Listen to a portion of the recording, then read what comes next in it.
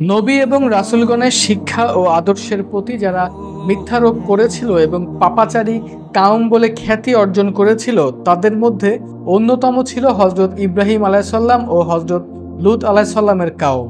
বিশেষ করে হযরত লূত আলাইহিসসালামের কাউমের লোকেরা ছিল যৌনাচারী। তারা অবাধে শুধু নারী পুরুষই নয়, বরং পুরুষে পুরুষেও যৌনকর্ম সম্পাদন করত। ফিচার বাংলার আজকের পর্বে জানবো কাউমে লূতের ধ্বংসের কাহিনী।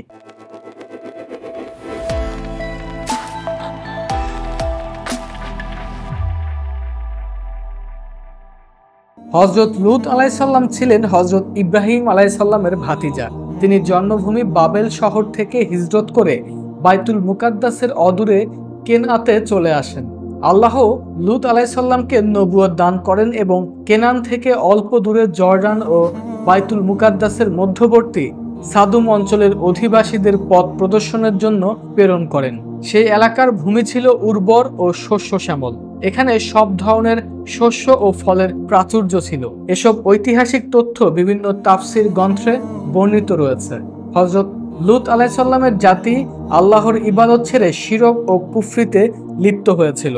দুনিয়াবী উন্নতির চরম শিখরে উন্নীত হওয়ার কারণে তারা সীমা লঙ্ঘনকারী জাতিতে পরিণত হয়েছিল। ইতিপূর্বে ধ্বংসপ্রাপ্ত জাতিগুলোর মধ্যে তারা চূড়ান্ত ভোগবিলাসে গা ভাসিয়ে দিয়েছিল। অন্যায়, অনাচার ও নানাবিধ দুষ্কর্ম তাদের মজ্জাগত অভ্যাসে পরিণত হয়ে গিয়েছিল। এমনকি পুংমৈথুন বা সমকামিতার মতো নোংরামিতে তারা লিপ্ত হয়েছিল, যা তাদের আগে কোনো জাতির মাঝে দেখা যায়নি। এই কুকাজকে আরবিতে লুত্তিয়া এবং উর্দুতে লেওয়াত্তা বলা হয়। জন্তু জানোয়ারের থেকেও নিকৃষ্ট ও হঠকারী এই জাতির হেদায়েতের জন্য আল্লাহ লূত আলাইহিসসালামকে প্রেরণ করলেন। হযরত লূত আলাইহিসসালাম তাদেরকে আল্লাহর পথে আহ্বান করলেন এবং সব ধরনের পাপ ও গর্হিত কাজ থেকে বিরত থাকার নির্দেশ দিলেন। কিন্তু তারা আহ্বানে সাড়া দিল না, নিজেদের খেয়াল খুশি মতো পাপাচারে লিপ্ত থাকলো, নবীর সঙ্গে দুর্ব্যবহার করতে লাগলো। তৎকালীন সময়ে কঠিন পরিস্থিতিতে পবিত্র কুরআনে আল্লাহ তাআলা তুলে ধরেছেন এভাবে: হযরত লূত আলাইহিসসালাম প্রথমে তাদেরকে আল্লাহর একত্ববাদের উপর দাওয়াত দিয়ে বললেন, আমি তোমাদের জন্য বিশ্বস্ত রাসূল, অতএব তোমরা আল্লাহকে ভয় করো এবং আমার আনুগত্য করো। আমি এর জন্য তোমাদের নিকটে কোনরূপ প্রতিদান চাই না। লূত আলাইহিসসালাম তার জাতিকে আল্লাহকে ভয়ের কথা বলার পর তাদের বদঅভ্যাসের প্রতি ইঙ্গিত করে বললেন, বিশ্ববাসীর মধ্যে কেন তোমরাই কেবল পুরুষদের নিকটে এসে থাকো? মহান আল্লাহ শরীয় বিবাহ বন্ধন দ্বারা নারীদের সঙ্গে জৈবিক চাহিদা পূরণ করা হালাল করেছেন। এর বিপরীতে পুরুষের সঙ্গে জৈবিক চাহিদা পূরণ করা হারাম। কিন্তু লূত আলাইহিসসালামের সম্প্রদায় স্ত্রীদের পরিবর্তে পুরুষদের সঙ্গে জৈবিক চাহিদা পূরণ করতে শুরু করেছিল। পৃথিবীতে এই পাপাচারের সূত্রপাত তাদের মাধ্যমেই হয়। লূত আলাইহিসসালাম তাদের এই পাপাচার থেকে সরে আসতে বললেন। পবিত্র কোরআনে বর্ণিত রয়েছে, আর তোমাদের স্ত্রীগণকে বর্জন করো, যাদেরকে তোমাদের জন্য তোমাদের পালনকর্তা সৃষ্টি করেছেন। নিঃসন্দেহে তোমরা সীমা লঙ্ঘনকারী সম্প্রদায়। জবাবে তার সম্প্রদায়ের নেতারা বলল, হে লূত, যদি তুমি বিরত না হও তাহলে তুমি অবশ্যই বহিষ্কৃত হবে। তিনি বললেন, আমি তোমাদের এই সব কাজকে ঘৃণা করি। সমকামিতার পাপ ছাড়াও এই সম্প্রদায় আরো বেশ কয়েকটি গুরুতর অপরাধে জড়িত ছিল।